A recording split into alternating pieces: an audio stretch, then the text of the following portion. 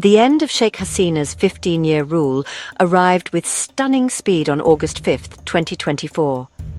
That day, the 77-year-old Prime Minister fled Bangladesh aboard a military helicopter bound for exile in India. Her departure was not a quiet affair. It was a surrender forced by the roar of a million voices.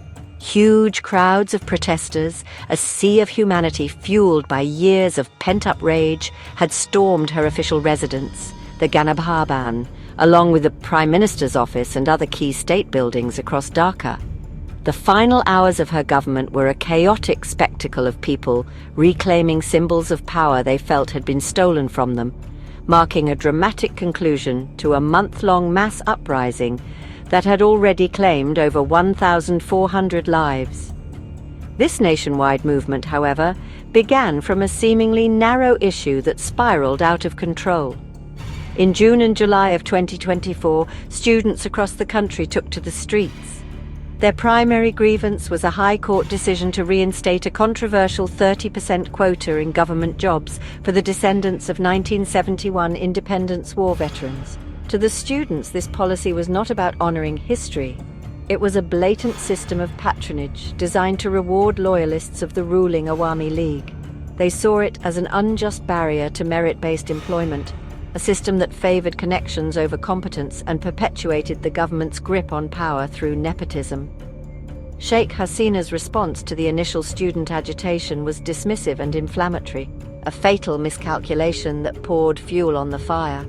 Instead of engaging with their concerns, she publicly branded the student protesters as Razakars, a deeply offensive term for the local collaborators who sided with the Pakistani army during the 1971 Liberation War.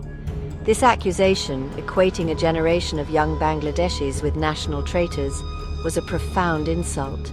It transformed a specific policy grievance into a broader fight for dignity and respect, galvanizing students who felt their patriotism and their future were being viciously attacked by the very leader who was supposed to protect them. The government's harsh crackdown only served to broaden the movement's appeal and deepen public sympathy. The tragic, viral video of a student named Abu Syed being shot and killed by police on July 16, 2024, became a defining moment. It was a brutal image that brought the state's violence into every home, horrifying the nation. Witnessing such raw brutality against unarmed youths, parents, teachers, and even daily wage laborers began to join the protests in solidarity. What had started as a student-led campaign against an unfair job policy was rapidly transforming into a mass movement, a collective expression of public fury against a regime seen as corrupt, violent, and utterly disconnected from its people. The movement's evolution from peaceful demonstrations to a tactical uprising marked a significant shift in the conflict. It was no longer just about students chanting slogans. It became a perfect storm that drew in a diverse coalition of actors united by a common goal: the removal of Sheikh Hasina. The initial idealism of the student protests soon merged with the street-hardened experience of political veterans. Activists from major opposition parties, including the long-suppressed Bangladesh Nationalist Party and the formidable Bangladesh Jamaat-e-Islami, began to join the ranks of the protesters, lending their organizational skills and tactical knowledge to the burgeoning revolution. This infusion of experienced operatives brought with it a new level of strategic thinking and street muscle. The protests began to adopt urban guerrilla tactics, moving beyond simple marches to launch coordinated attacks on the symbols of state power. This was not random vandalism. It was a calculated campaign to dismantle the government's infrastructure of control and intimidation. Across the country, over 500 police stations and outposts were systematically targeted and attacked.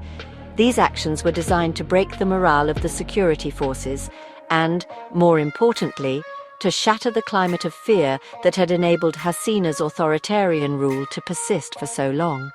The violence was a two-way street, with the state's brutal response only intensifying the conflict. As the government deployed its security forces with lethal intent, the clashes on the streets grew increasingly deadly.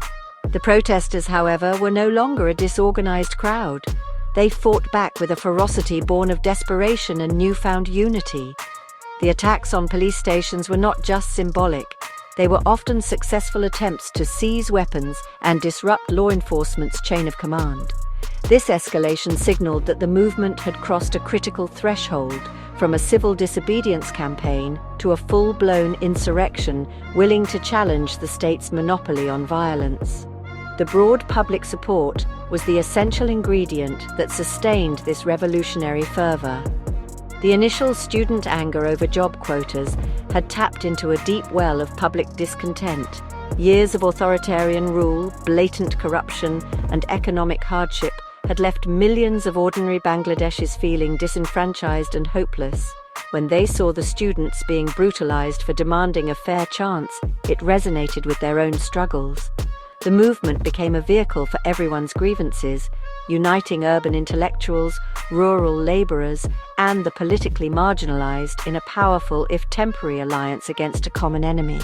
The revolution was no longer just for the students, it was for all of Bangladesh. The ultimate turning point in the crisis came not from the streets, but from within the barracks of the Bangladesh army.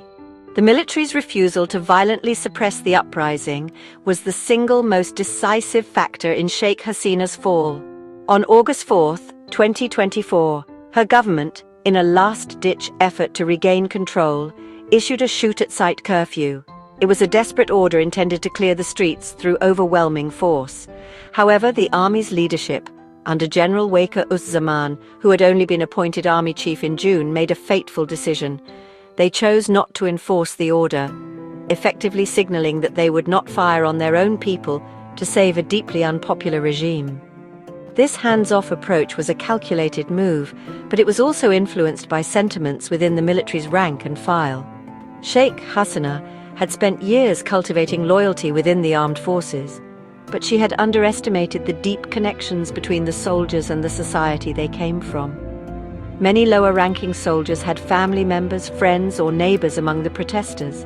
They had seen the videos of state violence and heard the stories of loss.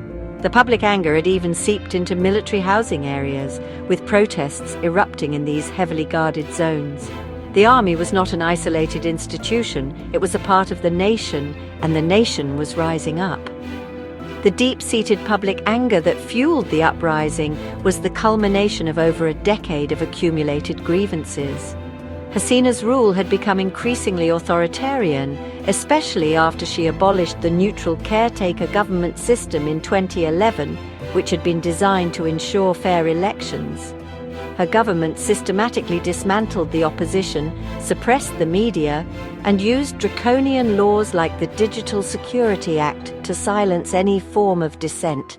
Enforced disappearances and extrajudicial killings became grimly common tools of state control.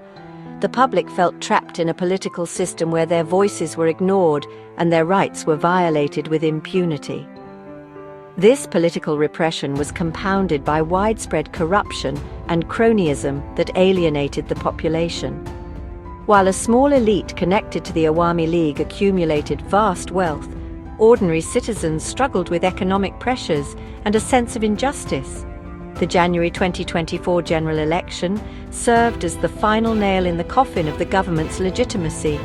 Boycotted by all major opposition parties and widely condemned as a sham, the election produced a parliament with no credible mandate. By August, the government had no political or moral authority left. When the army refused to be its enforcer, the entire structure of power simply collapsed under the weight of its own illegitimacy. In the immediate aftermath of Sheikh Hasina's flight, a sense of euphoria swept across Bangladesh. An interim government, led by the respected Nobel laureate Muhammad Yunus, was installed on August 8, 2024.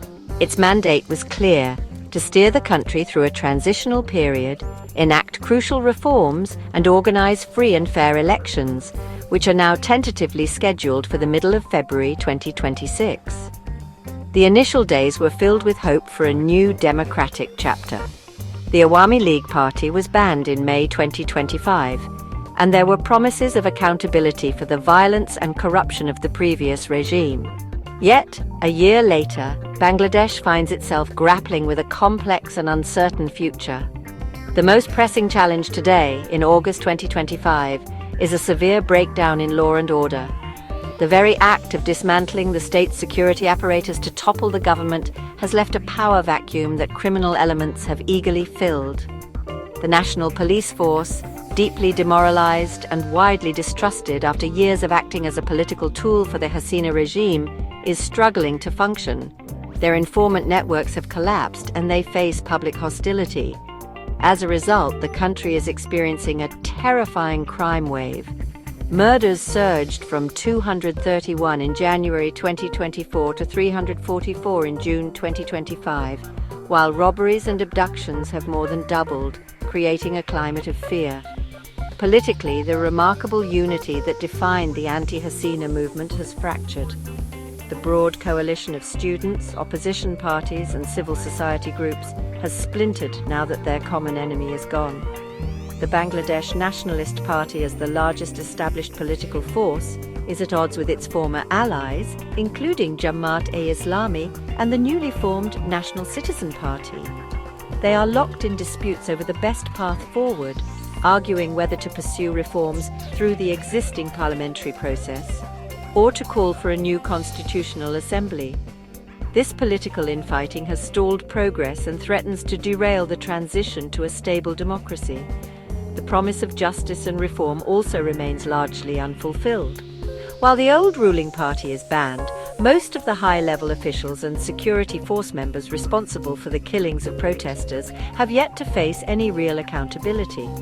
Key reforms, especially those concerning women's rights and press freedom, have been shelved amid the political wrangling and security crises. Economically, the picture is mixed. Foreign reserves have recovered to $32 billion and inflation has eased to 8.5%. But with youth unemployment at a staggering 30% and a new 20% US tariff on garments threatening the country's main export industry, the road ahead for Bangladesh is fraught with peril.